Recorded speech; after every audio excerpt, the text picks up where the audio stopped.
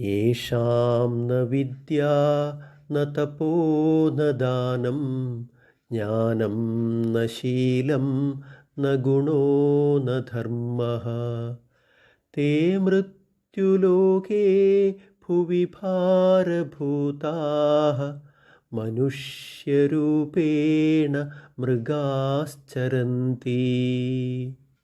विपतिधैर्यम् अथाभ्युदये क्षमा सदसि वाक्पटुता युधि विक्रमः यशसि चाभिरुचिः व्यसनं श्रुतौ प्रकृतिसिद्धमिदं हि महात्मनाम्।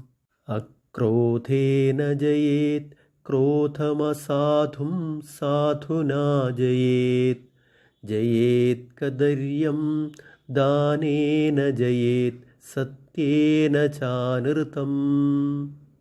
दुर्जनेन समं सख्यं वैरं चापि न कारयेत् उष्णो दहति चाङ्गारः शीतः कृष्णायते करम्।